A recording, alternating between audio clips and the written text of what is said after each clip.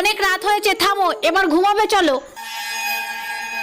মাম্মা আর একটু খেলি। না, আর একটাও কথা না, চুপ করে ঘুমাও।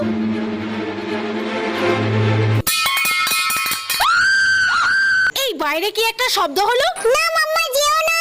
তুমি ঘুমাও, আমি এক্ষুনি আসছি।